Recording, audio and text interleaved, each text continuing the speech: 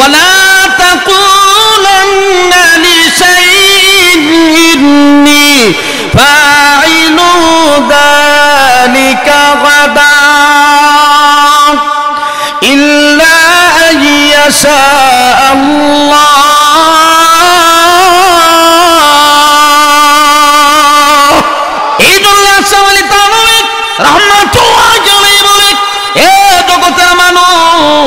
সব কাজে ইনশাআল্লাহ বলবা, তাহলে দেখবা বড় বড় কাজগুলো সহজ হয়ে যাবে। এমনিতে জিবরাইল ডাক দেয়া কয়, ইয়া রাসূলুল্লাহ, ইয়া হাবিবাল্লাহ, নবী ও, তারা যে 3 প্রশ্ন করেছিল, 3 প্রশ্নের জবাব আমার আল্লাহ আমাকে দিয়ে পাঠায়া দিল। ওদেরকে ডাক দিয়া 3 প্রশ্নের সমাধান দিয়ে দেন। 1 নাম্বার, ওরা যে প্রশ্ন করেছিল ওই সমস্ত যুবকদের ঘটনা যারা প্রাচীনকালে তাদের শহর ত্যাগ করে প্রশস্ত একটা গর্তের ভিতরে আত্মগোপন করেছিল, তাদের ঘটনাটা কি জানায়া দেন। 2 নাম্বার, রূহ কার নির্দেশে চলাফেরা করে। 3 নাম্বার, ওই ব্যক্তির পরিচয় দেন যিনি সমস্ত পৃথিবী ভ্রমণ করছে। আমার আল্লাহ 3 প্রশ্নের সমাধান দিয়া আমি জিবরাইলকে আল্লাহ পাঠায়া নিয়েছে।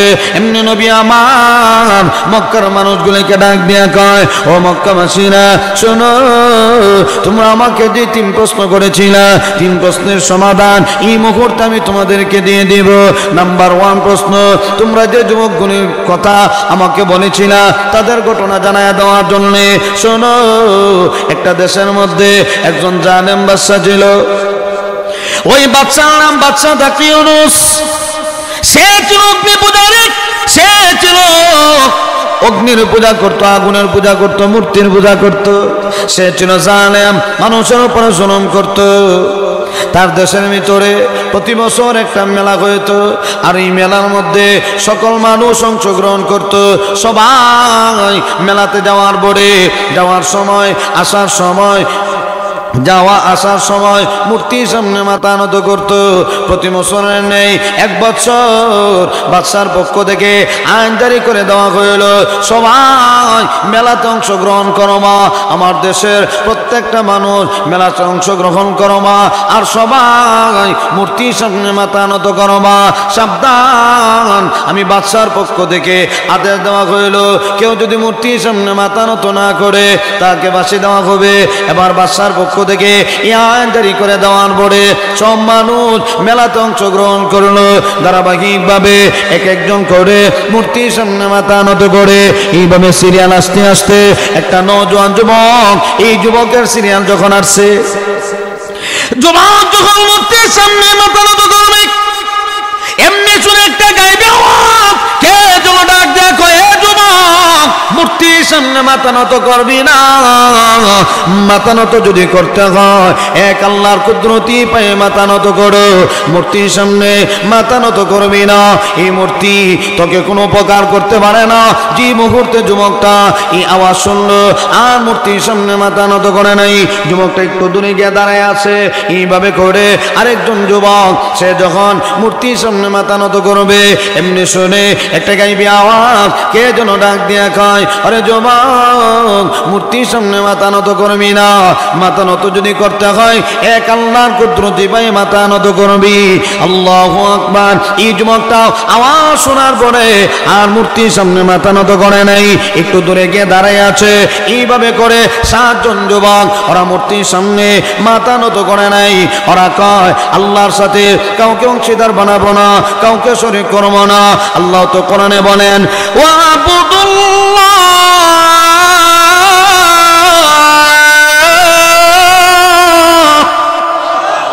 ওয়ালা তুশরিকু বিহি শাইআ। আল্লাহ বলেন, ওয়াবুদুল্লাহ, আমি আল্লাহরই ইবাদত করো, ওয়ালা তুশরিকু বিহি শাইআ, সাবধান, শিরিক করবা না, আমি আল্লাহর সাথে কাউকে অংশীদার বানাইবা না। এরা 7 জন যুবক মূর্তির সামনে মাথা নত করে নাই। না কইরা তারা একজন আরেকজনের দেখে মনে হয় বডিগার্ড মনে হইতেছে, মনে হয় সরকারি লোক। তাফসীরের কিতাবে লেখে একজন আরেকজনকে দেখে ভয় পাইতেছে, কেউ কোনো কথা কয় না।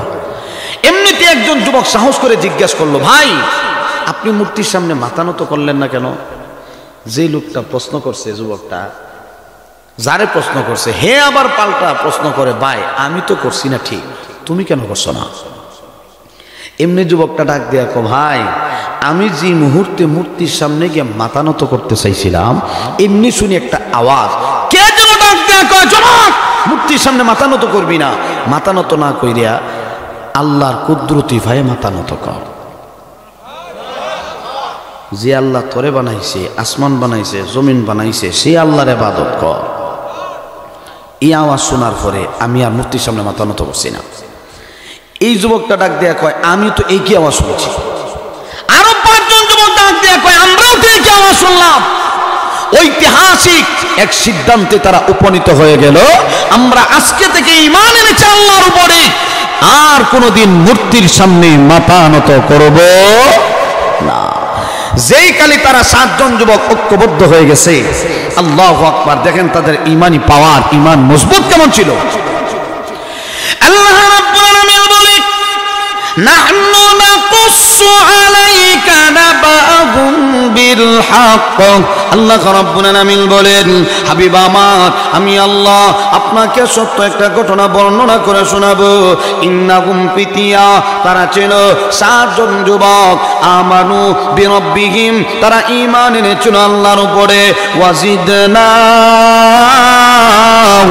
হুদা, আমি আল্লাহ তাদের ঈমানি পাওয়ার বাড়িয়ে দিয়েছিলাম। শুধু তা না, আল্লাহ কোরআনে বলেন, ওয়ারাবাতনা আলা কুলুবিহিম ইয কামু ফাকালু রাব্বুনা রাব্বুস সামাওয়াতি ওয়াল আরদ লান নাদউয়া মিন দুনিহি ইলাহান লাকাদ কুলনা ইযান শাতাতা। এই যুবকগুলির আল্লাহ তাদের অন্তরটাকে দৃঢ় বানায় দিল। ওয়ারাবাতনা আলা কুলুবিহিম, আল্লাহ কয়, নবী আমার, আমি আল্লাহ তাদের অন্তরটাকে দৃঢ় বানায় দিলাম। শুধু তা না, মজবুত বানায় দিলাম। ইয কামু ফাকালু রাব্বুনা রাব্বুস সামাওয়াতি ওয়াল আরদ। ওরা বাদশার সামনে দাঁড়ায় কয়, এ বাদশা, এ জালেম, ভালো করে শোনো, আমরা ঈমান এনেছি ওই রবের উপরে যিনি আসমান বানাইলেন, জমিন বানাইলেন। শুধু তা না, উনার উপরে আমরা ঈমান এনেছি। লান নাদউয়া মিন দুনিহি ইলাহান লাকাদ কুলনা ইযান শাতাতা, আর কোনদিন শয়তানের পদাঙ্ক অনুসরণ করব না, আল্লাহ ছাড়া আর কারো সামনে মাথা নত করব না।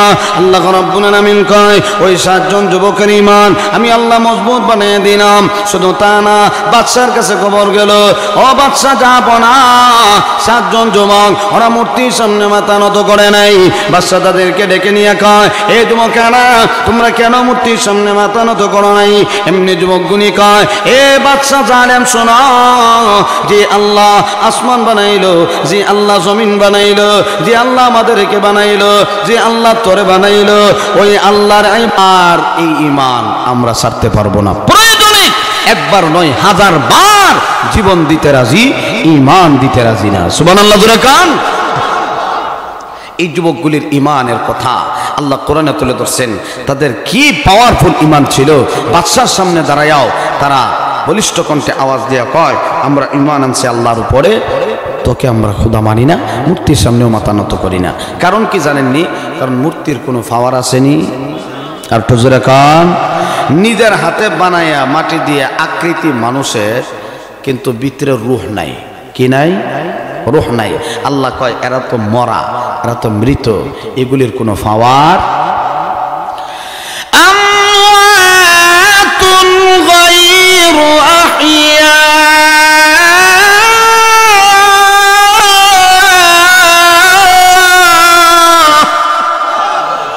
আল্লাহ কয় এগুলি মরা, মৃত, এগুলির কোনো পাওয়ার নাই।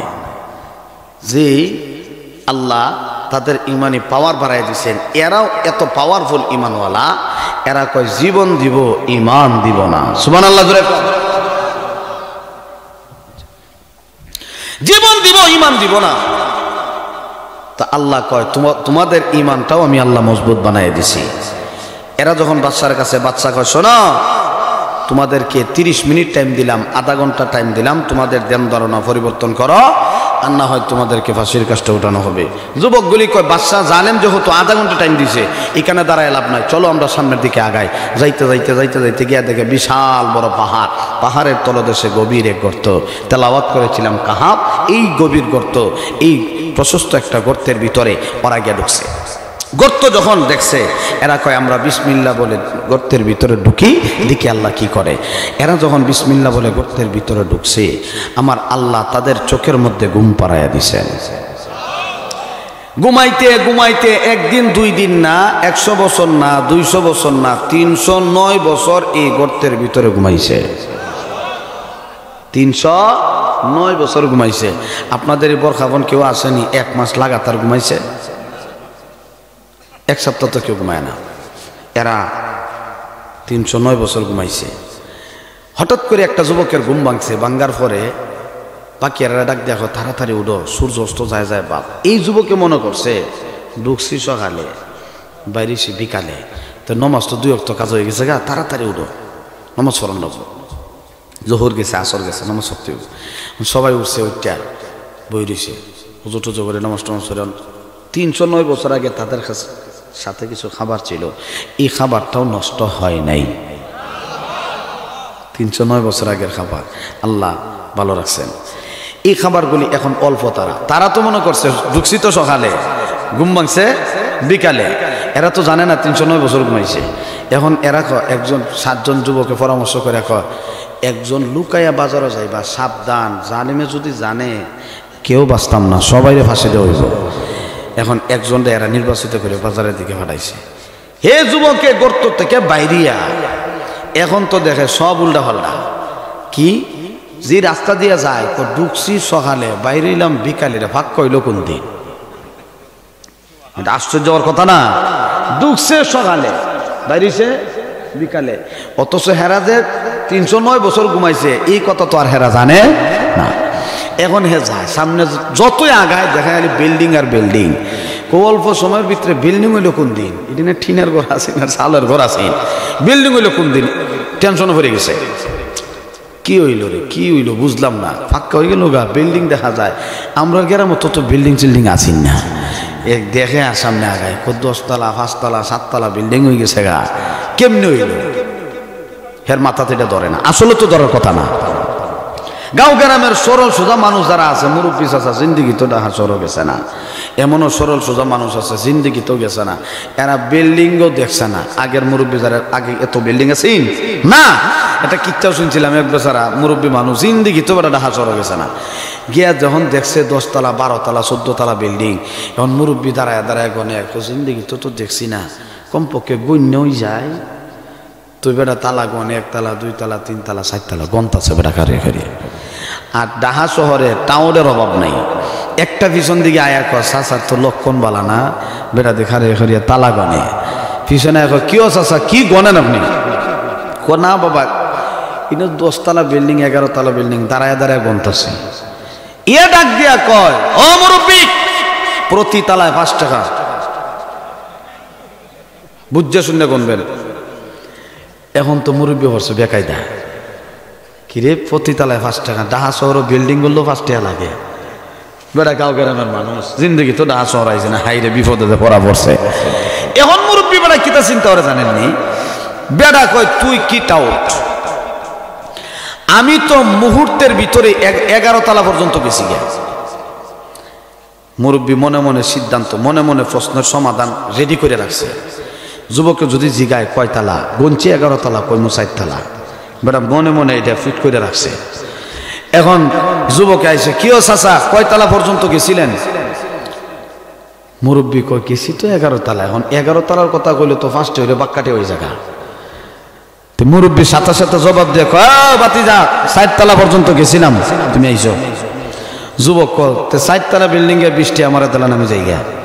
অন মুরব্বী পড়তে 20 টাকা বার করে আর মুসকে মুসকে আসে, আর কয় তুই কি বাটপার, গুনছি 11 তলা, দিছি 4 তলা টিয়া, লইয়া যা।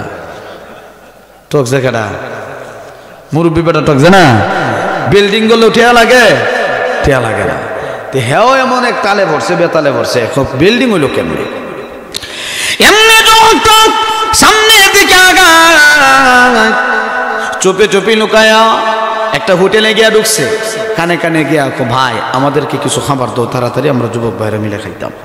খাবার দেওয়ার পরে 309 বছর আগের মুদ্রা দিছে মালিকের হাতে, যে বেটা কেশিয়া। এখন হাতের মধ্যে যখন 309 বছর আগের মুদ্রা দিছে, এখন মালিকে হাতের মধ্যে জাপটা দিয়ে ধরছে। এই যুবক, এখানে দাঁড়া, তোর বাড়ি কই, তুই মুদ্রা ফাইলে কই? যুবক তো মনে করছে ঘুমাইছি তো, সকালে উঠছি, কি হইল বিষয়টা বুঝলাম না।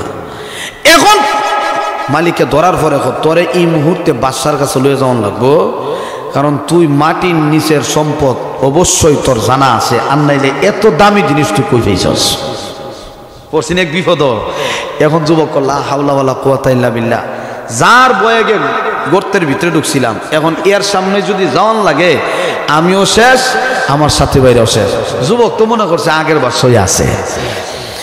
এবার মালিকে তাকে নিয়ে বাদশার দরবারে যখন চলে গেল, ভিতরে যখন প্রবেশ করে, যুবককে নিয়ে যখন ভিতরে ঢুকছে, এমনি যুবকটা দূর থেকে তাকায় দেখে এমন একজন বাদশা চেয়ারের মধ্যে বসা, যে বাদশার মাথার মধ্যে সুন্নতি পাগড়ি, পরনে জুব্বা। যুবকটা যখন ওই বাদশাকে দেখলো, দেখার পরে দাঁড়ায় দাঁড়ায় চিন্তা করে, হিডা গেল কই, আইলাম কই, আমার লগের বাদশা এটা গেল কই, বেটা বেক করে গেছে গা।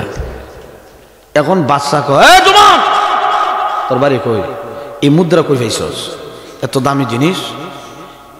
যুবকটা কয়, স্যার আমি কিছুই জানি না, আমরা 7 জন যুবক ঘুম ভাঙছে, বাজার আইছিলাম, মালিকে ধরে লই আইছে, আর কিছু জানি না। বাদশা কয়, জানো না? তোমরা কয়জন? আমরা 7 জন। কোন জায়গায় অবস্থান? আমরা পাহাড়ের নিচে গর্তের ভিতরে 7 জন যুবক। বাদশারে যখন এই কথা কইছে, বাদশা সাথে সাথে বুঝছে যে এরা তো সাধারণ যুবক না, এরা তো আসহাবে কাহাফের যুবক। এই 7 জন যুবক পরিপূর্ণ ইমানদার, এরা আল্লাহর কাছে বড় দামি। সুবহানাল্লাহ ধরে কান। বাদশা না বলে, এ যুবক, তুমি আল্লাহর ওলি, তোমার সাথী ভাই যারা আছে সবাই আল্লাহর ওলি। তুমি যদি চাও আমি বাদশাহ তোমাকে মন্ত্রী পদ দিতে, আমি মুহূর্তে তোমাকে দিয়ে দিব। যুবকটা ডাক দিয়ে কয়, না না, আমি মন্ত্রীর পদ নিতে চাই না, আমার সাথীদের কাছে আগে যাইতে হবে। বাদশাহ কয়, চলো আমার রাস্তা দেখায় দাও, আমি তোমার সাথী ভাইদেরকে উদ্ধার করব। এবার সবাই গর্তের ভিতর থেকে উঠছে। বাদশাহ যখন সামনে দাঁড়াইলো, আহলান সাহলান সুস্বাগতম জানাইছেন, জানাইয়া যুবকগুলিকে গর্ত থেকে উঠাইয়া যুবকগুলির সামনে একটা ভাষণ দেয়া কয়, এ বাবারা শোনো, তোমরা তো সাধারণ যুবক না, তোমরা তো আসহাবে কাহাফের যুবক। তোমরা এই গর্তের ভিতরে 309 বছর ঘুমন্ত ছিলে। 309 বছর। তোমরা প্রত্যেকে আল্লাহওয়ালা, তোমরা যদি চাও আমি তোমাদের 7 জনকে 7টা মন্ত্রীর পদ দিব। যুবকগুলি কয়, আমরা পরামর্শ করে গর্তের ভিতরে ঢুকছিলাম, আল্লাহ দিছেন ঘুম, এখন আবার পরামর্শ করে গর্তের ভিতরে ঢুকিয়ে দিকে আল্লাহ কি করে, আমরা মন্ত্রীগিরি চাই না। এই কথা বলে এরা বিসমিল্লাহ বলে আবার যখন গর্তের ভিতরে ঢুকছে, আল্লাহ 7 জন যুবকরে মৃত্যু দিয়ে দিছে। কেন মৃত্যু দিল? তাফসীরে কিতাবে লেখা হয়, এরা যদি জীবিত থাকতো, 309 বছর ঘুমাইছে, আবার জীবিত হইছে, এখন তো মানুষগুলি কইব এরা তো সাধারণ মানুষ না। 309 বছর ঘুমাইয়া আবার জীবিত হয়ে গেছে গা, ভিতরে তো মাল কম না, অনেক মাল আছে। কথা কন না, দিই মাল বেশি আছে। সবাই গিয়া সেজদা দাঁড়াইব, পাওয়ার মধ্যে সেজদা দিব। এমনি যে হালত দিছে, পেটের মধ্যে কলা গাছ বাইন্দা পানির মধ্যে বাইসা রয়েছে, এলাকার মধ্যে গিয়ে আলাম দিছে, এমন এক ফিসা বাইছে, ভিতরে যে মাল বেড়া পানির মধ্যে বাইসা দেয়। এখন তত্ত্ব লইয়া দেখা যায় পানি থেকে টাইনা টুনিয়া তুলছে বাবারে, ওদের কলা গাছ বান্ধা। তো কলা গাছ যে বেড়া ফেরো বান্ধা তুই সেই বেড়া তো পানি বাইসা দিতে হবে না, মিশে দিব গিয়া। মানুষ এমন এক তালে যেই দিকে সুযোগ পায় ওই দিকে বেশি যায়, ঠিক কিনা জোরে কন? এই জন্য আল্লাহ কয় ওরা যদি জীবিত থাকতো মানুষগুলি তাদেরকে সেজদা করত, এই জন্য আমি আল্লাহ তাদেরকে মৃত্যু দিয়ে দিছি। নবী আপনি জানায়া দেন ওই যুবকগুলি তারা যে গর্তের ভিতরে ঢুকছিল ঈমান বাঁচানোর জন্যে আমি আল্লাহ তাদেরকে 309 বছর ঘুম পাড়ায়া আবার জীবিত করে আবার আমি আল্লাহ তাদেরকে মৃত্যু দিয়ে দিছি, তাদেরকে জানায়া দেন। এবার নবী ডাকতে বলে ও মক্কা বেঈমান কাফেররা শোনো, এই 7 জন যুবক গর্তের ভিতরে 309 বছর ঘুমন্ত ছিল, আমার আল্লাহ আবার জীবিত করছে, আবার মৃত্যু দিয়ে দিছে। এই হলো তাদের ঘটনা। 2 নাম্বার তোমরা প্রশ্ন করেছিলে ইয়াসআলুনাকা আনির রূহ, আল্লাহ রাব্বুল আলামিন বলেন নবী আমার ওরা আপনাকে রূহ সম্পর্কে প্রশ্ন করে, আপনি জানায়া দেন কুলির রূহু মিন আমরি রাব্বি,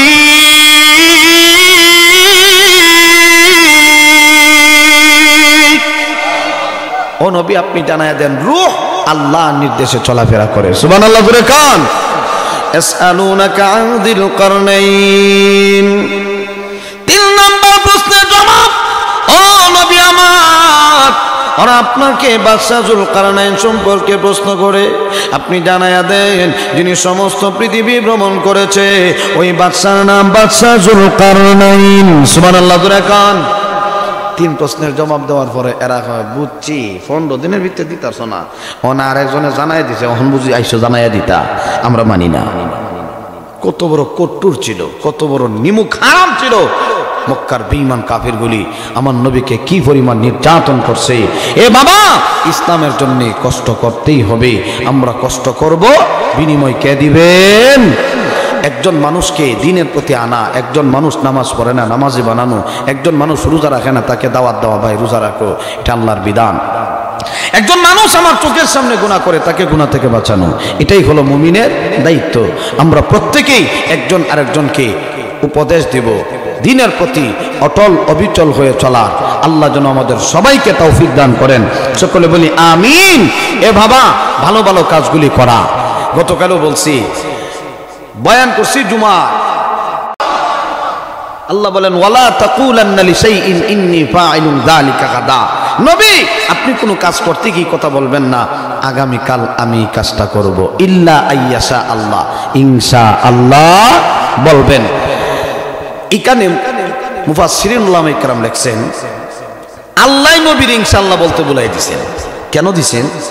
এর একটা কারণ হইল আল্লাহ মানুষগুলিকে উম্মতে মুহাম্মদীকে আমার আল্লাহ ইনশাআল্লাহর সবক দেওয়ার জন্যে নবীকে ইনশাআল্লাহ বুলাই দিয়েছেন। 15 দিন পর্যন্ত ওহী বন্ধ। কেন বন্ধ হইল? শুধুমাত্র উম্মতদেরকে, নবীজির উম্মতদেরকে ইনশাআল্লাহর সবক দেওয়ার জন্য এতদিন ওহী বন্ধ ছিল। সুবহানাল্লাহ জোরে কান। এখানে নবীরে ইনশাআল্লাহ বলা উদ্দেশ্য না, আল্লাহ কয় হাবিব আপনার কোনো উম্মত যদি কোনো কাজ করতে চায় তারা যেন ইনশাআল্লাহ বলে, কারণ প্রত্যেকটা কাজে যখন ইনশাআল্লাহ হবে তাহলে যত কঠিন কাজই হোক আল্লাহ সহজ করে দেবে। ইনশাআল্লাহ এর অর্থ হইল যদি আল্লাহ চায়, যদি আল্লাহর যদি ইচ্ছা হয় তো আমি বাড়িতে যাব, আল্লাহর ইচ্ছা হইলে আমি বিদেশ যাব, আল্লাহর ইচ্ছা হইলে আমি বাজারে যাব, আল্লাহর ইচ্ছা হইলে আমি খাবো, আল্লাহর ইচ্ছা হইলে আমি ঘুমাবো। আল্লাহর ইচ্ছার বাহিরে কেউ চলতে পারবে? আর টুজুরে কান। এই জন্য রে ভাই ইনশাআল্লাহর বড় দাম। হাকিমুল উম্মাত আশরাফ আলী থানভী রাহমাতুল্লাহি আলাইহি ছোট্ট একটা কিচ্ছা লেখছেন। এক ব্যক্তি পকেট ভর্তি টাকা নিয়ে বাজারের দিকে রওনা। কোরবানির ঈদ সামনে, উদ্দেশ্য হইল আমি বাজার থেকে বড় বিশাল বড় একটা গরু কিনবো, কোরবানির দিন আমি এটাকে জবাই করব, আল্লাহর নামে জবাই করব। পকেট ভর্তি টাকা নিয়ে বেচারা বাজারের দিকে রওনা দিছে। যাইতে যাইতে একজনের লগে সাক্ষাৎ। জিগায় ভাই আপনি কই যান? বলে বাজারে যাইতেছে, একটা গরু কিনতাম, কোরবানির দিন এটা জবাই করন লাগবো। তো এই লোকটা ডাক দিয়া কো ভাই আপনি ইনশাআল্লাহ কোন, আপনি ইনশাআল্লাহ বলেন, যদি আল্লাহ চায় তো আপনি গরু কিনবেন, কুরবানির দিন এটা জবাই করবেন, ইনশাআল্লাহ কর। হে লোকটা ডাক দিয়া কয় এ বেটা পকেট ভর্তি টাকা আছে, বাজারে গরু আছে, ইনশাআল্লাহ বলার কি দরকার আছে? হে এই কথা কইয়া যাইতেছে বাজারও। আর গরুর বাজারও এমন ডিজিটাল সুর, এটি কেমনি যে টেহানে আল্লাহ বালা জানে। পকেটের অভাব নাই, পকেট নাই। আর যে সুন্দর চুলের কাটিং, পোশাকের কাটিং, পকেটের অভাব নাই, উফরে ভিতরে হাই রে হাই পকেট। এখন এরাও টার্গেট রাখে যে একটা লোক আগে ঢুকতেছে, টাকা পকেটে অভাব নাই, এখন তার কাছ থেকে কেমনে টাকা নেয় নেওয়ান চা, এই কৌশলে তারা পিছিয়ে পিছিয়ে ঘুরে, ঠিক না? এখন হেও মগাল লাগান গিয়ে ঢুকছে ভিতরে। হ্যাঁ, তো তার কথা হইলো আমার তো টিয়া পয়সার অভাব নাই, বালা একটা গরু কিনতাম, বাজারের ভিতরে ঢুকছে পরে। এখন একজনের কাছে গিয়া বাজারের মধ্যে সবচাইতে যে বড় গরুটা, এই গরুর মালিকের কাছে গেছে, ভাই গরুর দাম কত? বলে এত টাকা।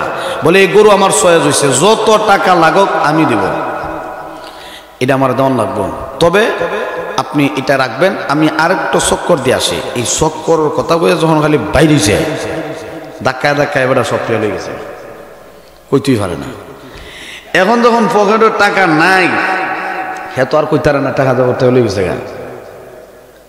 এখন আবার ঘুরিয়ে আইছে মালিকের কাছে, ভাই বাজারের ভিতরে তোমার মতো এত সুন্দর গরু আর নাই, অতএব গরু যত দাম হয়েছে এতই, গরু দেন আর টাকা নেন কয়া যখন ফোন দিছে, ওহন তো বেটা কয় ইনশাআল্লাহ বাজার আইছিলাম, ইনশাআল্লাহ গরু সয়েজ হয়েছে, ইনশাআল্লাহ মালিকরে টাকা দিব, ইনশাআল্লাহ পকেটে হাত দিয়ে দেখি ইনশাআল্লাহ সুরে সব টাকা নিয়ে গেছে। এখন বেটা ইনশাআল্লাহ বাজার শুরু হয়ে গেছে গা।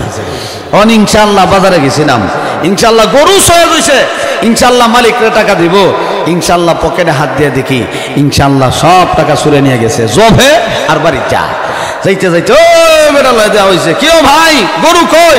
ও ইনশাআল্লাহ বাজারে গেছিলাম, কি হই? ইনশাআল্লাহ গরু সয়েজ হয়েছে, ইনশাআল্লাহ পকেটে হাত দিয়ে দেখি ইনশাআল্লাহ সুরে সব টাকা নিয়ে গেছে। এখন বেটা ডাক দিয়ে কয়, এখন যে ইনশাআল্লাহর বাজার শুরু হয়েছে, এটা তুই তসবি শুরু হয়ে গেছে গা। কিয়ামত পর্যন্ত তুমি যদি ইনশাআল্লাহ বলো, এই ইনশাআল্লাহর দ্বারা টাকা আর কোনোদিন ফেরত আসবে না। অতএব আগে যদি সময় থাকতে ইনশাআল্লাহ কইলিতা, তাহলে আল্লাহ এই ইনশাআল্লাহর বরকতে তুমি তোমার পকেট থেকে টাকাগুলি চলে যাইতো না। ইনশাআল্লাহ বললে আল্লাহ তোমাকে কাজটা সহজ করে দিত।